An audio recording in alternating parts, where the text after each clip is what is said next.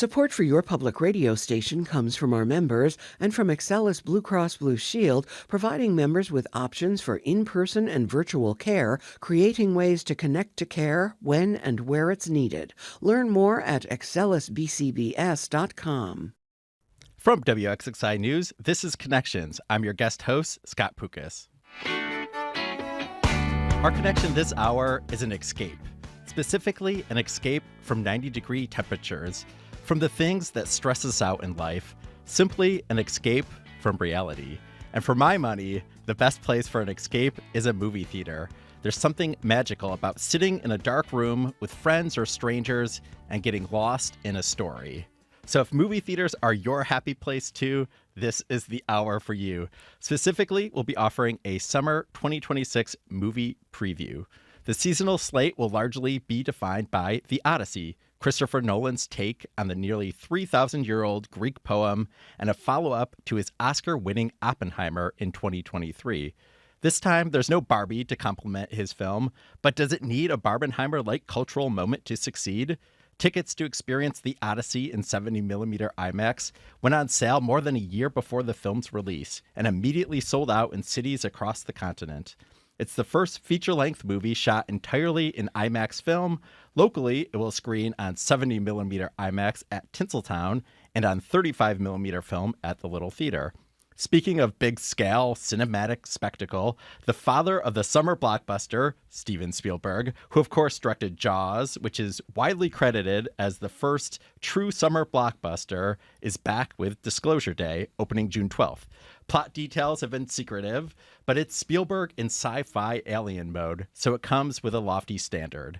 There's also a new Spider-Man, a Star Wars story, Baby Yoda, of course, a new Toy Story, but the summer season isn't just big, noisy action flicks and sequels. What about the indie stuff? When you think of summer films, do you think of cute kittens? You should. Or the poet Mary Oliver. The documentary Mary Oliver, Saved by the Beauty of the World, comes to the Little July 24th and 25th as part of the One Take documentary series. Cat Video Fest, a super popular compilation of internet cat videos and short films, returns the first weekend in August, also at the Little. There's also so many innovative horror movies sprinkled throughout the seasonal slate. It has me pondering, is this the summer of scaries? We're going to trademark that, by the way.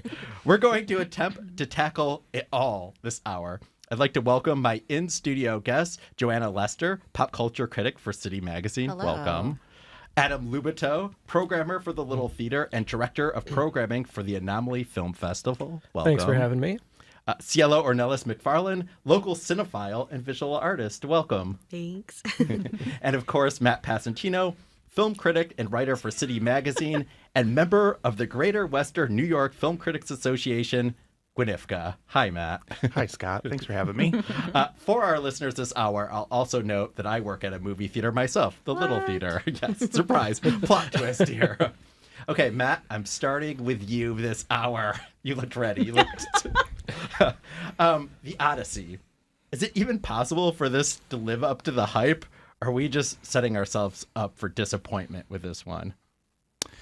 I mean, it's gonna do just fine. I mean, Christopher Nolan's, one of probably, 3 directors who can get people to the theater. So I think it'll have no problem getting people there. Cielo, what do you think? Is this too much hype for a new movie? No, it's the exact right amount of hype. We're correct. It's going to roll. Getting perfect hype is very difficult. We don't see that often. Joe, I'm going to go to you. This is, of course, based on a very, very old story. Can this live up to hype in so many ways of taking a well-known story, a director who is he won an Oscar his last film, so this is his blank check movie, as they say. Do what you will. It's just, are we going to be happy with this, do you think? Yeah, I do think. I'm excited for it. I think it's going to be great. I don't think it has to be good to succeed. I think it's going to be fine no matter what. But I have faith in Christopher Nolan that he's going to deliver. I feel good about it. I think if people online can be quiet, I think that I think it'll be a hit. Yes, people online, please don't spoil anything in any of the movies we're about to talk Just about. keep it in perspective that this is not a historical feature. Like, this is not, I don't know. Have some context. Well, the tagline for this is "Defy the Gods," is what they're saying. And people online are like, is that the story of the Odyssey? So, Adam, do you think there could be backlash? Please recite. I was going to say, I thought you were going to Odyssey quiz me. I'm right like, now. oh no. But do you think there could be backlash if this doesn't fit the idea of what people are expecting from this? I don't know. I never think it's wise to discount Christopher Nolan because, I mean, at this point, he is like one of the few directors that has been able to marry like huge box office success with critical success. And so I feel like most people will be along for the ride for whatever he wants to do with this story. And of course, there are going to be some vocal people who are unhappy, but that is any movie that comes out. But I think he's going to deliver because he's got such a proven track record. Okay, and I'm going to stay with you here, Adam. Is this, so I said in my intro, this was the first feature-length movie shot entirely on IMAX. It's playing on these premium formats, 70 millimeter here in Rochester, 35 millimeter here in Rochester. Does this matter to people? Are we looking to see this on the biggest format possible? I think so. But I think it'll be similar to, at least I hope, Project Hail Mary, where, that also played on 70 millimeter IMAX at Tinseltown, and people clearly came out for that. But they also showed up for wherever it was playing because they just wanted to see this movie in a theater with a crowd of people who are also excited to watch this story happen. Now, we have a clip that I'm going to get to in one moment, but I'm going to get to you first, Cielo. So the clip is from a 60 Minutes interview with Christopher Nolan, and he's talking about the importance of watching this in a movie theater. So you're a cinephile. You are, your letterbox is prolific. You're always in the movies. Are you telling all your friends, like, the Odyssey, this has to be seen in a movie theater? I mean, especially like with the cost of an IMAX ticket, I'm definitely not saying you have to see it in IMAX, you have to see it in 70 millimeter, but I definitely am that friend that's like, you don't have any plans to see it? Why not? Like, what's going on? And like, personally, I am planning to see it in 70 millimeter and in 35 millimeter because I'm like, well, that's an option. Why would I not do it? So yeah, let's go to the clip now. So again, this is Christopher Nolan in an interview with 60 Minutes and talking about the importance of movie theaters and watching this in the different formats. What movies do for us as a way of experiencing a story together with this incredible empathetic response that you get, when you watch a comedy in a room full of laughing people, or a tragedy where everybody's sad at the same time. That's very, very important and very unique to cinema. So what he's talking about there is the communal experience. Christopher Nolan knows that well. He has done so many interesting blockbusters. Like I of course mentioned Oppenheimer, which won him Best Director. It won Best Picture. It won, how many Oscars, Matt, did it win? 7. Yeah, it won a lot. But of course also has The Dark Knight and that whole trilogy. There's Inception, there's Interstellar, there's Memento. He has so many. So Matt, is he right about this communal experience? Is this, obviously the communal experience matters, and he mentions comedy and laughing with people, but for something like this, a large scale spectacle, is that communal experience also very important? Yeah, of course. And I think especially with the movies he makes, because in that interview, he's also like, I really am not worried about movie theaters. They'll always be around. But like, that's safe for him to say because he's Christopher Nolan. And if he demands that his movie opens on 40 million screens, it's going to happen.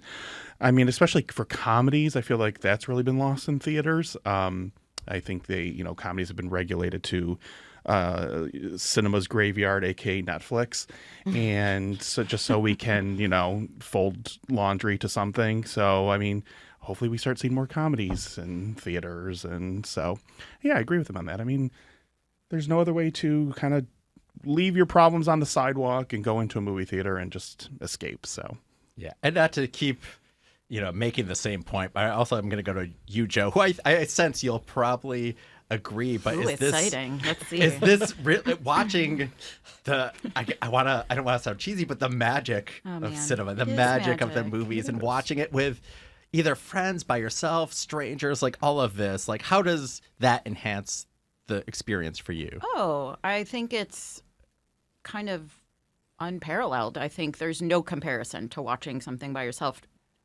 in isolation or in that and then going to the theater and seeing something. Even if you're not with someone that you know. I go to the movies by myself all the time, but you're still in a room with other people experiencing what they're experiencing at the same time.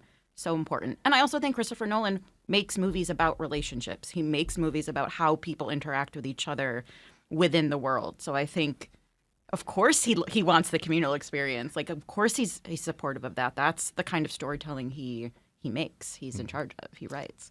And so how do you think that we'll judge how this is ultimately successful? Is it going to be critical response, awards, box office number, a little bit of both, or does that not even matter to you? I don't even think it really matters. I also think, I mean, there's a greater conversation, I think, about the awards piece.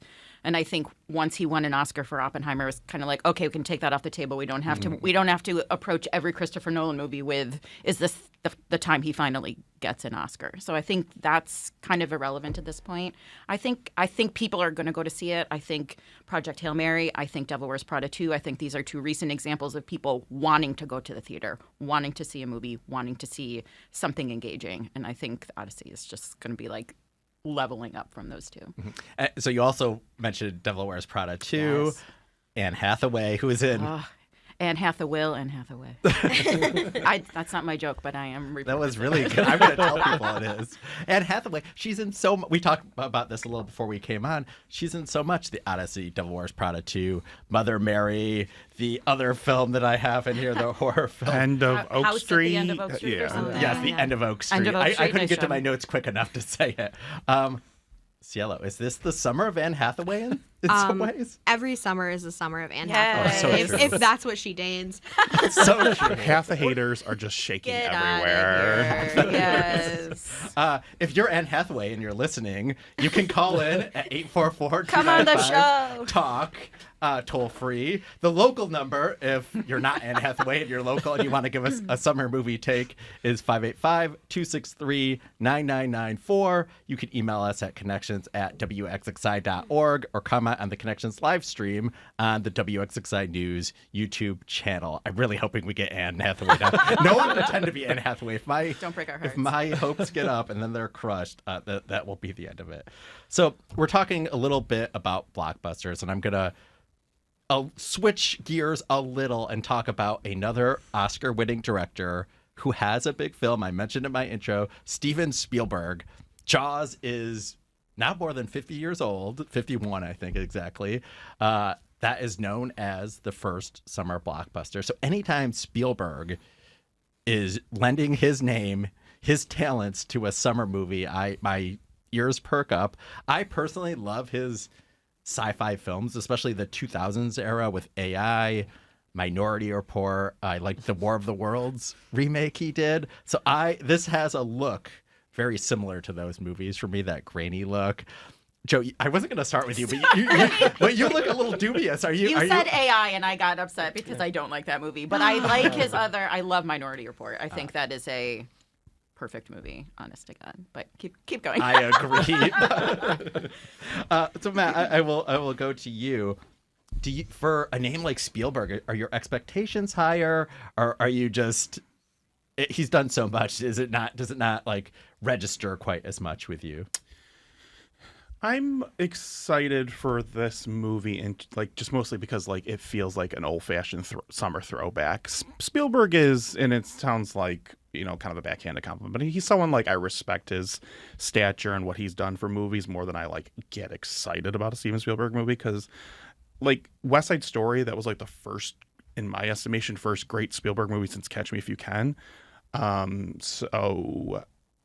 He's just not someone I'm like, I can't wait for the next Steven Spielberg movie, but like this it feels kind of old-fashioned sci-fi beginning of the summer, so I'm excited for it in that. And if we're out of like the Fableman stuff, better. I love The Fablemans. The Fablemans is great. The Fablemans is 2.5 hours of the movie ends, and then he was great. And I'm like, yeah, I know. I've been there for all the movies, so like I get it. Cielo, are you encouraging Matt Pasatino here with? So are you? Is this toward the top of your list too, or is it just kind of, it's there? I agree with what Matt said about like it's Spielberg. I mean, like it's Spielberg. He's gonna Spielberg, and like I kind of have a bone to pick. It's not his fault, but like the way that we do trailers now is so annoying.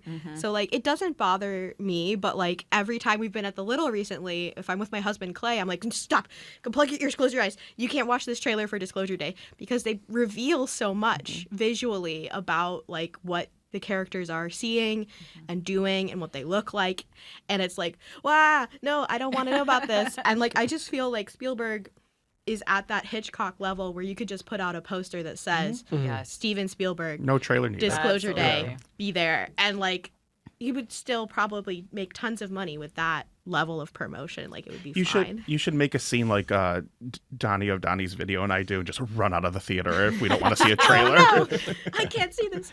Well, this is going to be awkward because we have a clip from the trailer of Disclosure Day. stop. Well, I'm going to go to it in a second, but I do want to preface this.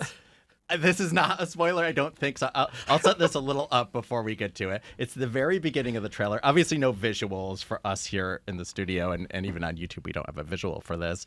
And it sets it up with Emily Blunt's character, and it sets up more of the mystery, I think. And it seems a lot like a mystery box type film to me. You're like, what is happening? We know there's aliens, but the marketing and everything has mostly been mysterious. And with each trailer, they reveal a little. And I also try to avoid that. I don't want to know anything going in. But we're going to go to a clip, and I promise you, if it's spoiled, you can yell at me if this spoils anything. So let's go to the clip. If you found out we weren't alone, if someone showed you, proved it to you, would that frighten you? Good morning, Kansas City. Let's take a look at today. Let's today is today's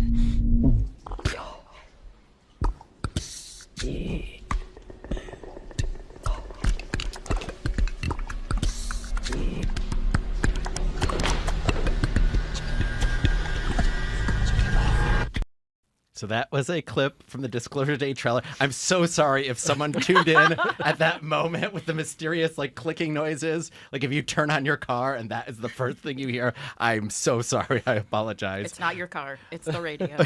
Yeah, right. But I think that didn't spoil anything for you, did it? Yeah, Cielo? that's where it should end Yeah. at the teaser level. And like I just have to say, because we brought up the Fablemans, I am obsessed with the way this man makes alien movies about his parents' divorce. And so that's why I'm excited for Disclosure Day, because I can't wait to see what this has to do with the divorce of Steven's parents. That's the other mystery. Then. Yeah. That's the big. How is this going to feed in? That is the big mystery here.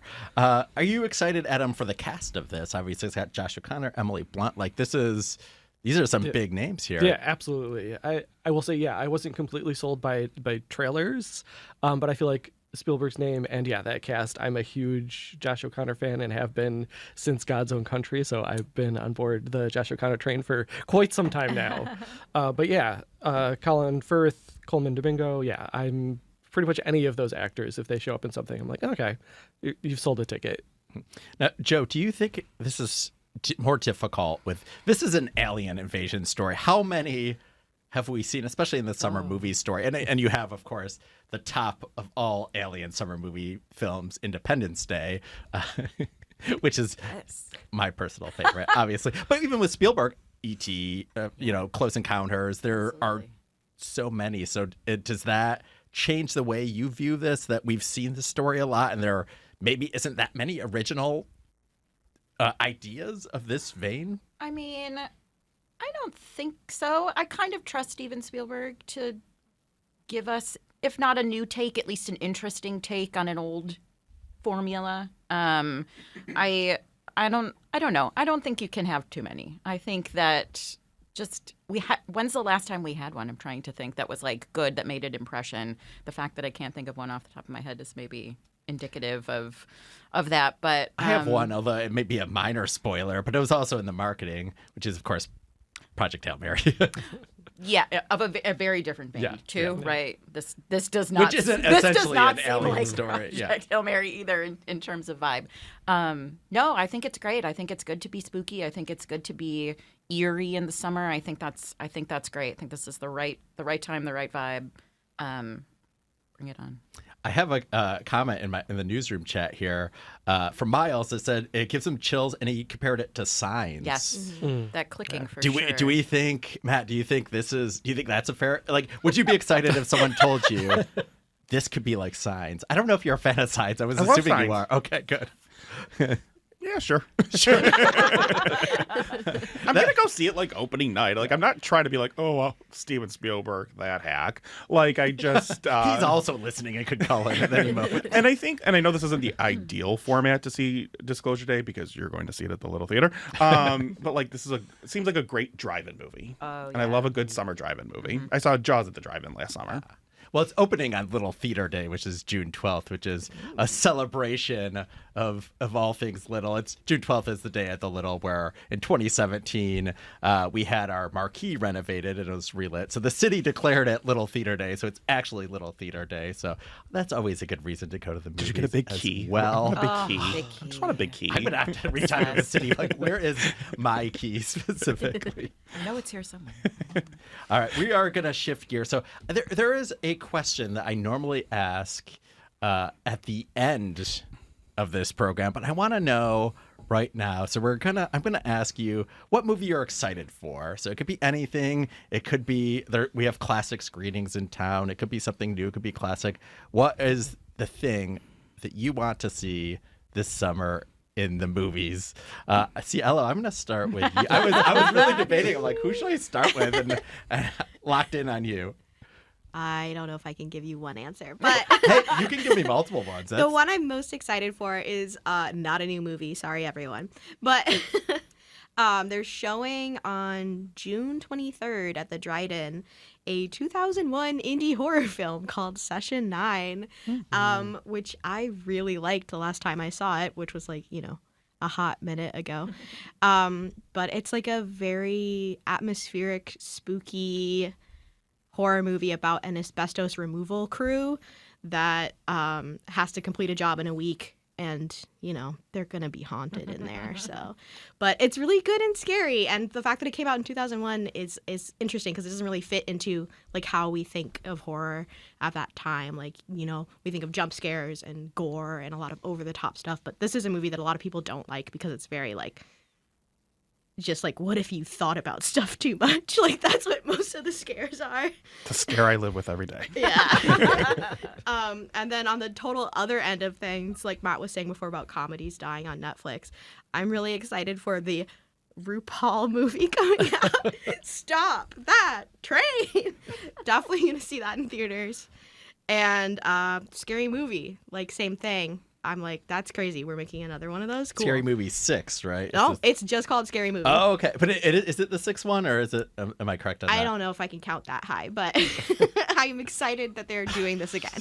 You don't know if you can count that high. I'm really glad that you mentioned. I think one of the things that we're getting at this hour is obviously this summer we have sequels, we have the big IP, we have the stuff everyone knows. There's Supergirl, there's Spider-Man, there's Mandalorian and Grogu, but I really enjoy these smaller films. And even if it doesn't have to be like, oh, everyone loves this movie. Maybe everyone doesn't like this movie and they don't like it, but that's the magic of cinema. If you are in watching this and you love it, like, I think that's such a great experience. And watching something in the Dryden is such a perfect vibe. Like, I love going there any time of year, but especially in the summer and just checking out something. I feel like, those memes of like Don Draper in the movie theater, like watching, that's how I feel at the Dryden. I mean that in a very complimentary sense.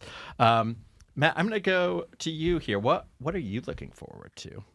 Fathom Events 25th anniversary screening of Ocean's 11. Maybe you've heard of it, because I talk about it every time I speak to you. It's playing on Father's Day. My dad is very excited. He just doesn't know it yet. So I will be seeing that because that used to be a blockbuster. That used to be, we used to have movie stars. Matt Damon used to be the 8th person build or something. So very excited for that. One half of the Brocco Bro double feature playing again. Wait, can you explain the Brocco Bro? No. Last year, the Little, just on their own with no input from me in any way, shape, or form, played a double feature of Aaron Brockovich and Ocean's 11, two of the great movie star movies I've ever seen. And so I will always go see those in theaters because that is fun to see those movies that were 25 years ago. Against all reasoning and logic, I'm very excited for Scary Movie 6 because, I mean, the last couple were pretty terrible because they shifted to PG-13. But, I mean, Scary Movie 1 is like classic sleepover cinema. So I am excited for Scary Movie 6. Do we know if this one's back to R rating or I think it's back to R rating. Okay. They're like, we're going to offend everyone and everything. We're going to they're like, the disclaimers are out already on Scary Movie 6. So I wasn't a huge fan of the trailer, I'm going to be honest, which I do. The first Scary Movie, I agree, is like, again, a kind of a nostalgic thing for me. Yeah. So, I'm looking forward to that one. And hopefully it's fun. The Wayans brothers are back because I think they dipped the last couple. So, and I know Anna Faris wasn't in the last one because then they moved to like Charlie Sheen was like leading these movies or something. So she's back. Regina Hall's back. So very excited. Okay. And of course, when you mentioned Ocean's 11, you know my affinity for heist, and that does this get you in the mood to watch other great heist movies? Or I wouldn't say do your own heist because obviously we don't. I can't say that into a microphone. Of course. I mean, who doesn't love a heist movie? So that's what we need more of this summer. So this hour we are doing a summer movie preview. We're going to take a short break, but when you come back again, you could leave a comment. You can call us at 844-295-TALK. Toll free, local number 585-263-9994, connections at wxxi.org, or you can comment on our YouTube channel. So we'll take a short break and we'll be back with more summer movie talk. Support for your public radio station comes from our members and from Bob Johnson Auto Group, believing an informed public makes for a stronger community. Proud supporter of Connections with Evan Dawson, focused on the news, issues, and trends that shape the lives of listeners in the Rochester and Finger Lakes regions. BobJohnsonAutoGroup.com. Welcome back. We are talking about summer movies this hour, the films that delight us. The escape from the heat in the nice, cool, dark room. I'm joined by Joe Lester of City Magazine, Adam Lubitow of the Little Theater and Anomaly Film Festival, Cielo Ornelas MacFarlane, local cinephile visual artist, Matt Passantino, film critic and writer for City Magazine. Welcome back. Adam, we're going to go to you. So we've been talking before we went to break. I was asking each person, what movie or movies are you looking forward to? Is there anything that is top of your list? Well, if I can start with a movie that has opened this week, I am super excited about I Love Boosters, the latest from director Boots Riley, whose movie Sorry to Bother You was the craziest, most original movie I think I've seen in I can't even remember how long. And so I am on board for anything he does. And so I am very excited about this. Yeah, Boots Riley is one. When I'm trying to describe Sorry to Bother You to someone, I can't do it. It's more of like, if you know, you know. Like, it goes in such wild spots, especially the conclusion of that movie. Like, if I just explained it to you right now and you hadn't seen it, I don't think you would believe me that that's how this movie ends. But it is. So I think he's one of the most innovative minds. So we actually do have a clip from I Love Boosters that we're going to get to in 1 second. I'll set this up. So this is a lot of what Boots Riley does is satirical as well. Like he has commentary on what's happening in our world. So anti-consumerism. In this clip, it's people who are working and obviously seemed very disgruntled about what's happening at their workplace. So let's take a listen. You guys seem out of breath. You must be coming from your break. Yeah, our lunch is 30 seconds. Yeah, and Grayson gets an hour. That must be illegal. Maybe. But who's gonna force him to hold it to the law?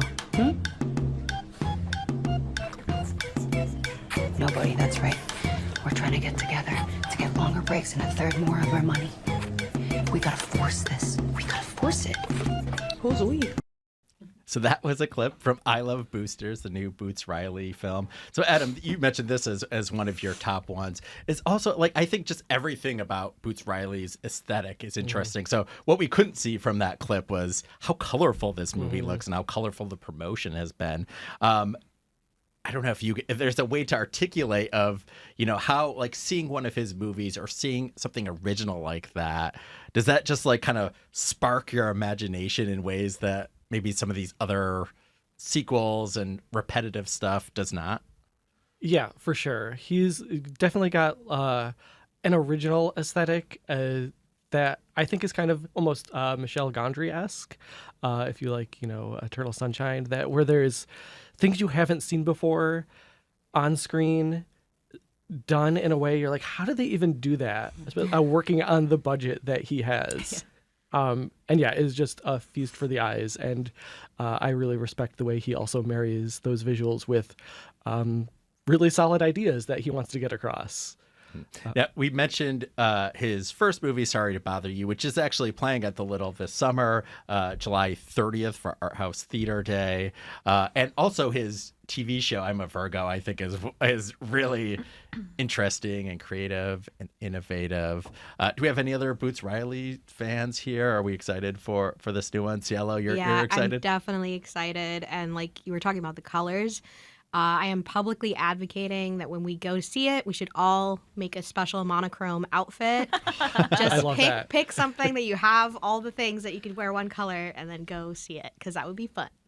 I love using your time behind the mic to rally people. Like, we have to. I love this. We have to look great. Joe, are you in for this? Are you outfits for these movies? Oh my God, absolutely. I also want to say this movie stars Keke Palmer, who should be the biggest star. She is the most charming actress. I want her to be in everything. I'm so excited to like see her in this film. Yeah, I mean, she was in Nope, which I think was another summer blockbuster that took like that Jaws formula and was really interesting.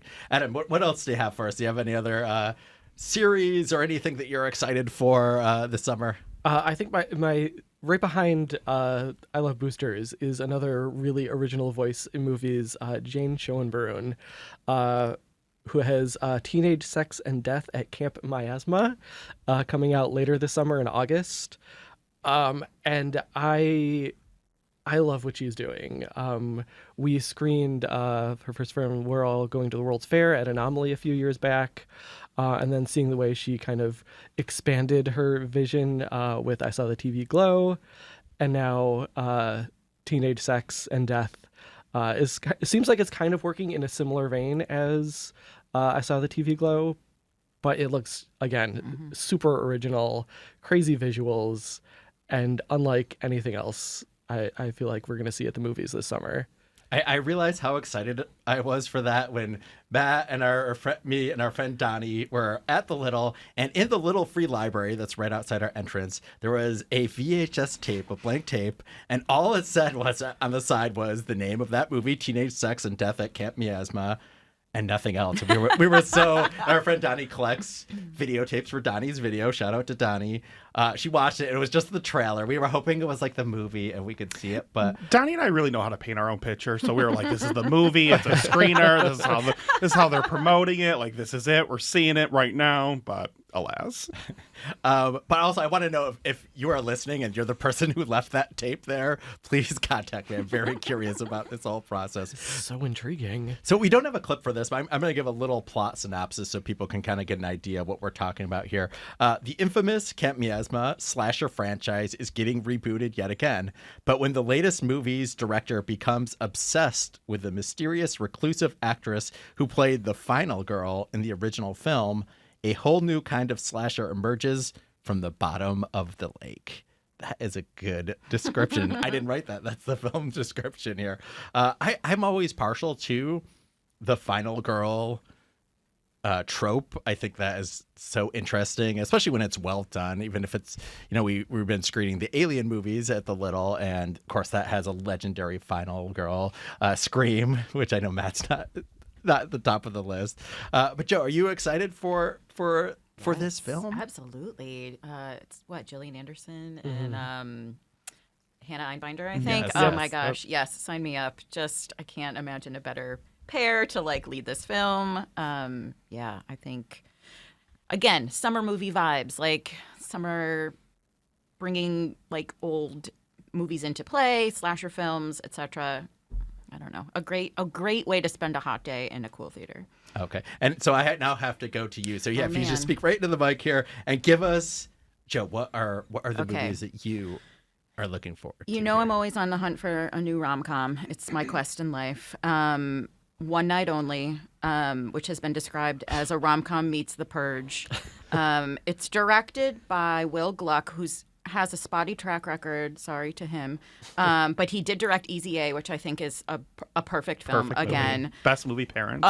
best movie parents, hands 100%. down, perfect. I also like Friends with Benefits a lot. Not bad, yes. I didn't love his most recent, so maybe it's just recency bias. But Monica Barbaro, Callum Turner, I have extremely high hopes for this. Please don't let me down. I think it's going to be fun, and again, feels like a little bit of an original idea. Also, we talked about the summer of Anne Hathaway. It's also the summer of Tom Holland and Zendaya together in movies. They're both in the Odyssey. The new Spider-Man movie, I'm sorry. I just want to see them together again as MJ and Peter Parker. I need them to be happy. I need them to be happy in real life. I need them to be happy on screen.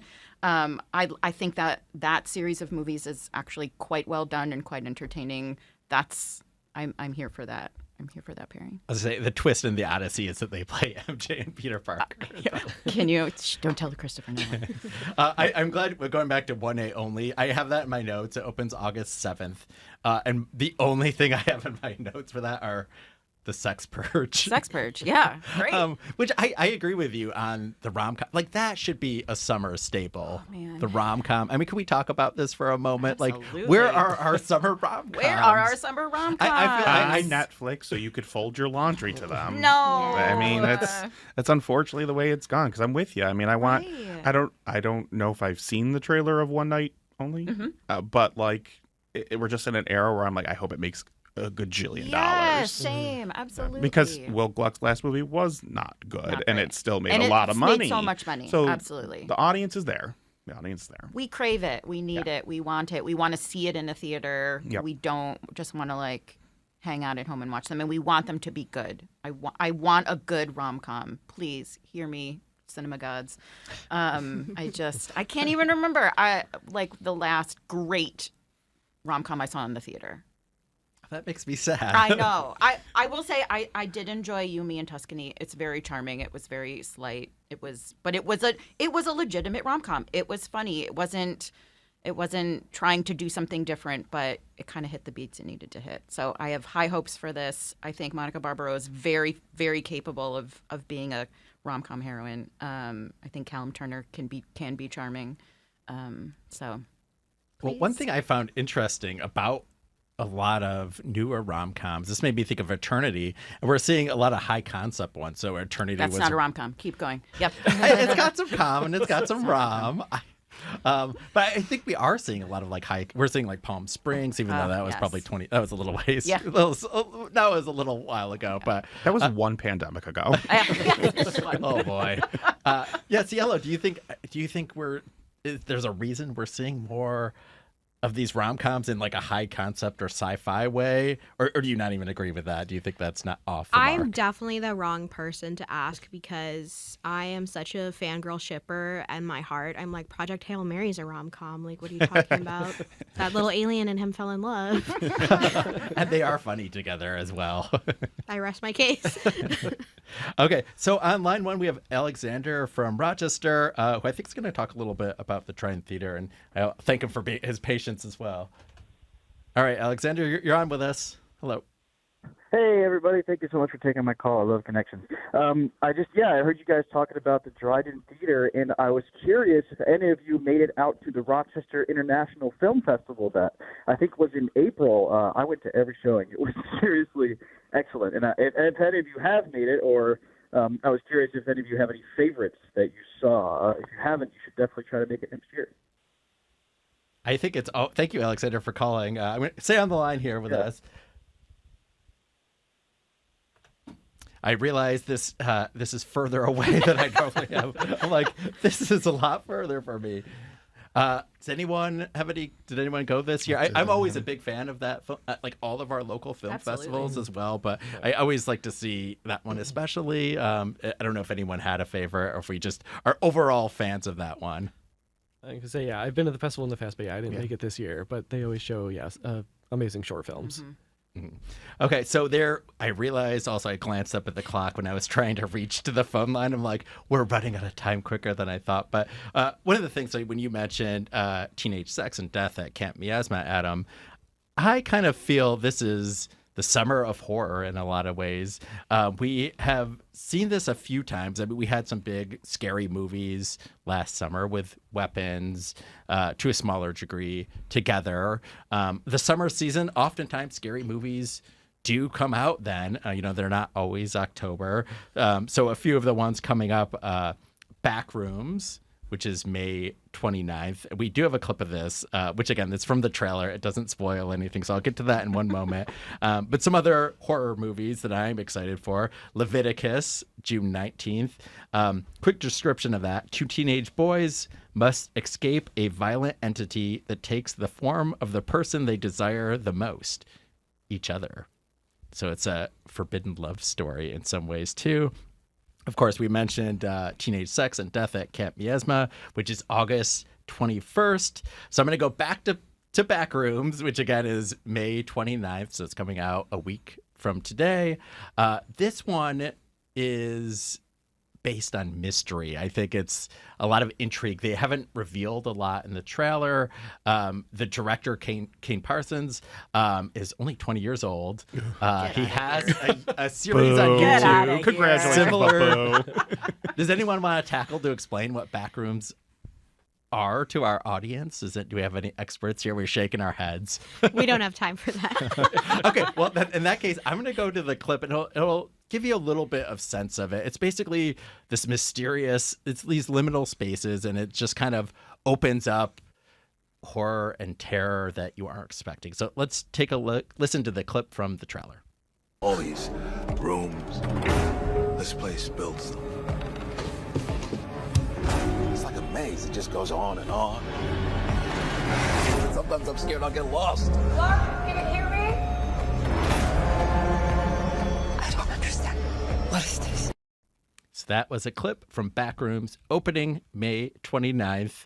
Scary movie. As Renata Reinsve, who's one of my favorite actresses. It's, I don't know. Are you excited for this one, Matt? Is this something that you've been avoiding the trailer for this, right? I've seen it a couple times at this point. It looks too bright. It's so yellow. That's the aesthetic of the YouTube program. Oh, okay. It's the bright yellow, and you've seen the trailer a few times, right? To clarify, yes, not the movie. Yes. Okay. Yeah. I mean, I'll see it. Our audience should know that is notoriously shruggy. Yes, you got a high standard, and we appreciate that. As I say, I can't wait for Scary Movie 6. Could be a good double feature. Who's to say? True. Adam, are you someone who like a scary movie like this has a big impact on you when you're watching it in the theater? Like, do you squirm and in your seat a lot, or can you more focus and it doesn't impact you quite as much in that way? Oh yeah, no, I love watching horror movies with an audience because the screams and as you said, the squirming and shifting, and I have the benefit of a partner who is very vocal when he watches horror movies. So no matter where I am watching horror movies, I get that experience, which I'm a huge fan of. Joe, are you on board with Backrooms, or is this one you're avoiding? I'm not a huge horror person. I feel like I was when I was younger. I kind of drifted a little bit away from that genre, not for any particular reason. But if I am going to see one, I'm going to see it in a theater. I want that communal experience. I want to hear other people gasping. I want to hear, I want to see like popcorn being like thrown scarily. So I'm on board for all of these. I don't know how many I will make a point to see, but if I do see them, I'm going to the theater. And the point you made about throwing popcorn, as someone who works in a movie theater, and I know, and Adam does, and you used to, Matt, that is actually, I swear this is true, that like our scary movie or a movie with like plot twist, there is popcorn on the ground more. I think people are getting surprised and staring at it, which is a very funny comedic visual. So I love that. I don't love for our team to have to clean up extra popcorn, but I get it from that aspect. Cielo, so again, I mentioned this is a scary movie in the summer.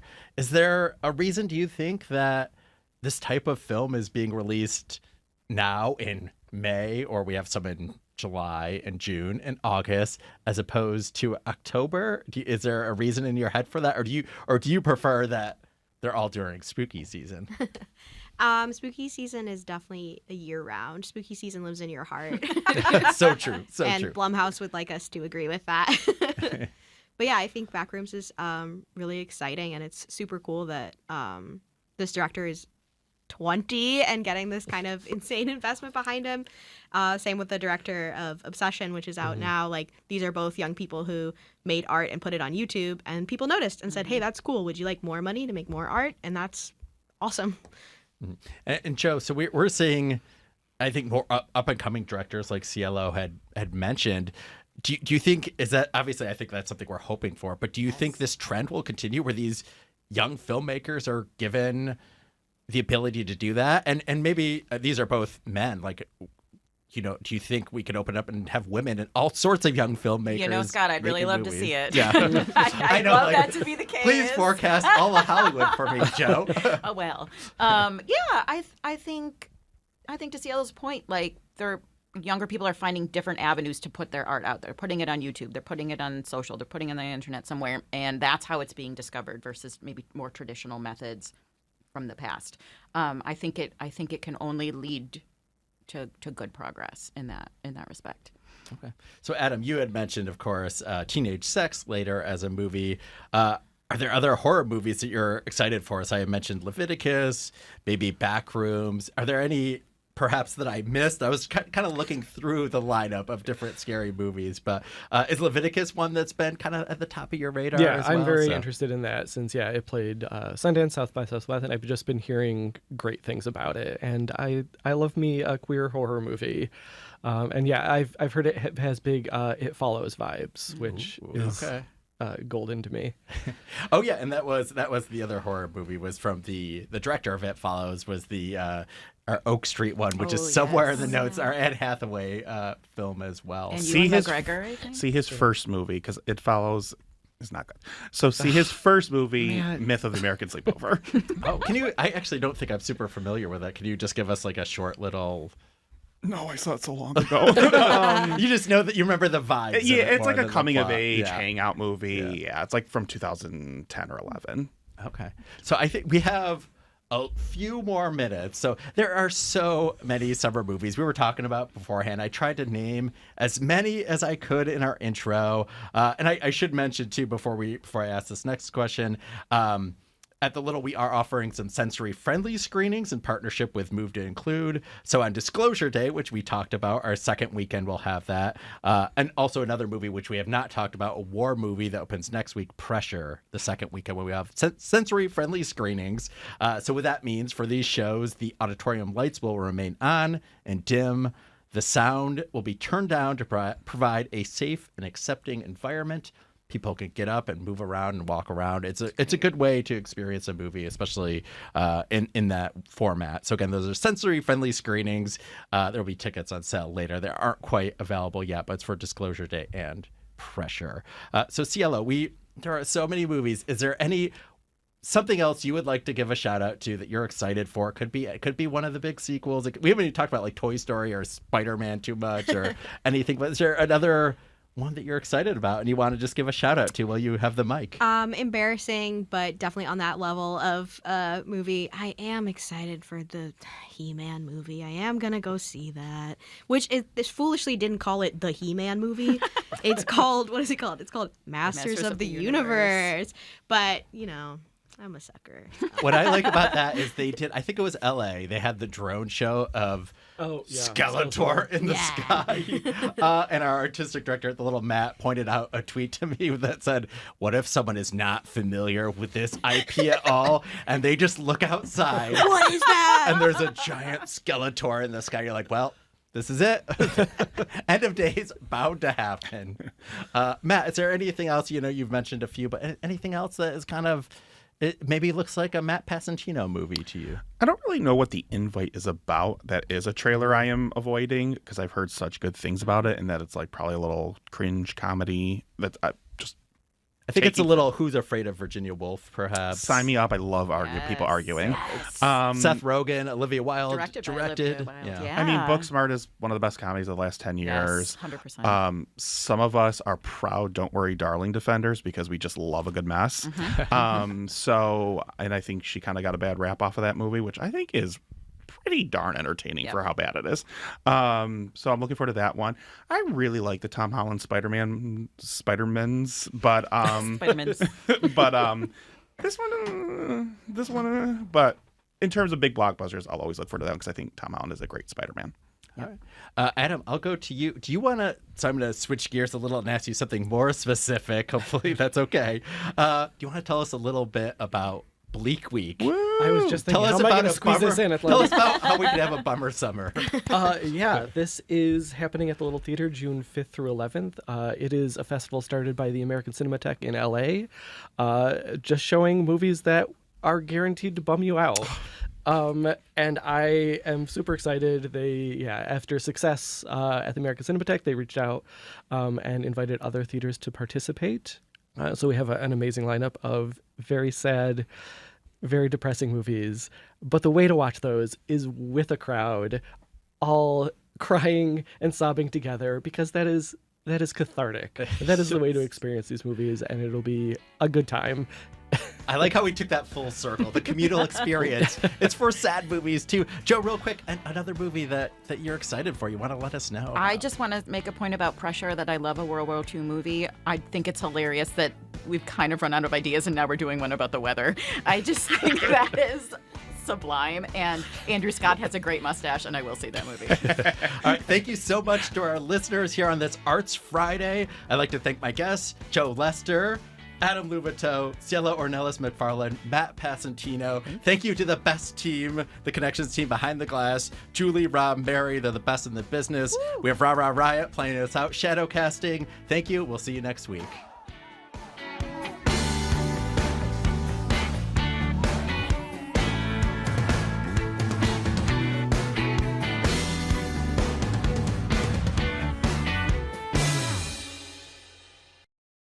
This program is a production of WXXI Public Radio. The views expressed do not necessarily represent those of this station, its staff, management, or underwriters. The broadcast is meant for the private use of our audience. Any rebroadcast or use in another medium without expressed written consent of WXXI is strictly prohibited. Connections with Evan Dawson is available as a podcast. Just click on the Connections link at WXXInews.org.